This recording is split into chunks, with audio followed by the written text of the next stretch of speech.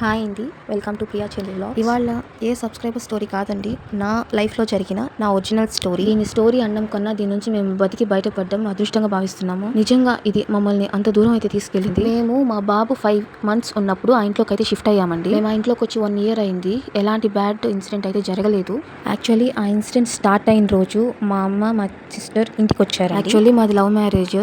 మా హస్బెండ్కి వాళ్ళ పేరెంట్స్ లేరు. అందుకే మా ఇంటికి కూడా మా అమ్మ మా నాన్న మా సిస్టర్ తప్ప పెద్దగా ఎవరు రారు. అందుకే వాళ్ళ ఇంటికి వచ్చినప్పుడు చాలా అల్లరి చేస్తాడు. అలానే వాళ్ళ ఇంటికి వచ్చినప్పుడు చాలా టైం వరకు నిద్ర కూడా పోడు. మా ఇల్లు ఎలా ఉంటుందంటే 4th floor లో హాఫ్ ఇల్లు ఉంటుంది, మిగతా హాఫ్ మిద్దు ఉంటుందండి. అలా ఆ రోజు కూడా మా అమ్మ వాళ్ళ ఇంటికి వచ్చేసరికి చాలా టైం వరకు మేల్కొనే ఉన్నాడు. ఇంకా అప్పుడప్పుడే వాడికి కొత్తగా నడక వస్తుంది. ఆ టైంలో నిద్రపోకుండా కిందకి దిగుతూ పైకి ఎక్కుతూ ఉన్నాడండి మా చేతులు పట్టుకొని. ఎగ్జాక్ట్లీ 10 అయి ఉంటుంది ఆ టైంలో.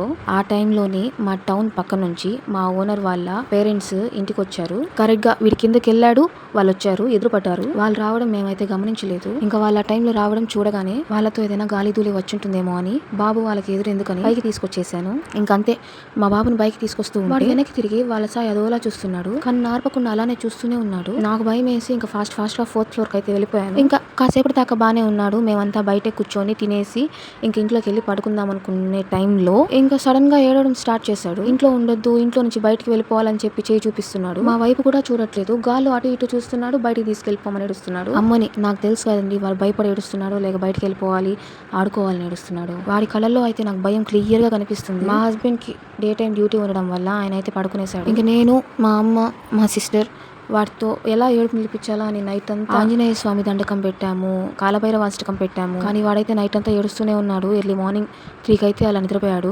ఆ టైంలో 2:30 ఆ టైంలో వాడు ఏడుస్తూ ఉన్నప్పుడు ఇంట్లో ఒక ఫీమేల్ వాయిస్ అయితే వినిపించింది. అది కూడా జస్ట్ అని.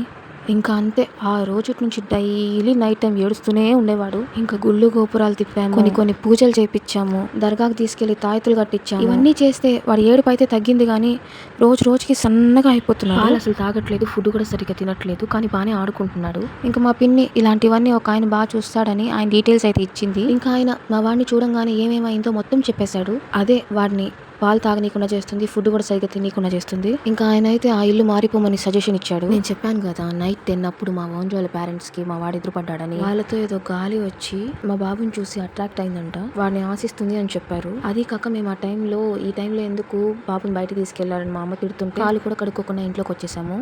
అదే నేను చేసిన మిస్టేక్ అని మేము అనుకుంటున్నాము. ఇంకా బిడ్డ ప్రాణం కంటే ఇంకేది ఎక్కువ కాదు కదండి. నిజంగా వాడు ఆ టైంలో చాలా సన్నగా అయిపోయాడు. వాడికి మాకు అసలు నైట్ టైం నిద్ర అనేది ఉండేది కాదు. ఒక రోజు డే టైంలో నిద్రపోతుంటే మా వాడి ఉయ్యాల దగ్గర మా అమ్మ అయితే పడుకొని నిద్రపోతానండి.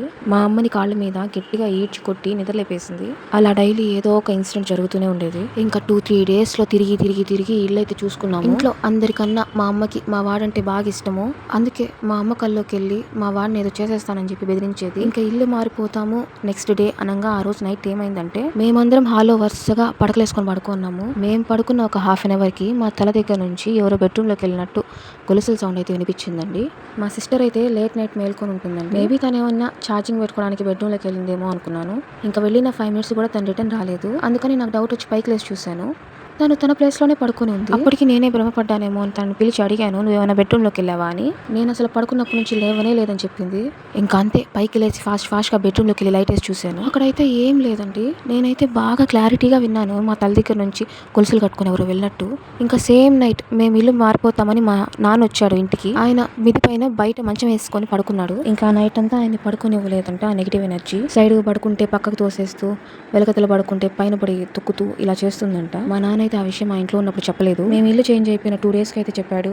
మేము ఇల్లు మారింది కూడా ఎక్కడో కాదండి, మేమున్న ఇంటికి 2 ఇల్లు వెనకల. ఇంకా ఆ ఇల్లు మారిపోయిన 4 days కి నాకు మా అమ్మకి సేమ్ కల వచ్చిందండి. ఒక నల్లటి ఆకారం ఆ ఇంటి కిటికీ దగ్గర నిల్చొని మా ఇంటి వైపు చూస్తున్నట్టు, అండ్ మా అమ్మకి ఆ ఇంటి బయట మిద్ది కాడ నుంచి దించుకొని మా ఇంటి వైపు చూస్తున్నట్టు. అంతే, అదే లాస్ట్. ఆ తర్వాత అయితే ఎలాంటి ఇన్సిడెంట్ జరగలేదు. ఇప్పుడంతా బానే ఉంది. అదండి మా లైఫ్ లో జరిగిన హారర్ ఇన్సిడెంట్. వీడియోలో ఎంత అవుతుందని చాలా విషయాలు నేనైతే చెప్పలేదు వీడియోలో. ఇలా మీరు కూడా మీ లైఫ్ లో జరిగిన ఏదైనా ఇన్సిడెంట్ మన ఛానల్ షేర్ చేసుకోవాలి అంటే డిస్క్రిప్షన్ లో ఇచ్చిన ఇన్స్టా ఐడి కన్నా సెండ్ చేయండి, లేకపోతే నా ఈమెయిల్ ఐడి కైనా సెండ్ చేయండి. ఈ వీడియోకి అయితే ఇంతేనండి. నెక్స్ట్ వీడియోలో కలుసుకుందాం. Thank you. బాయ్.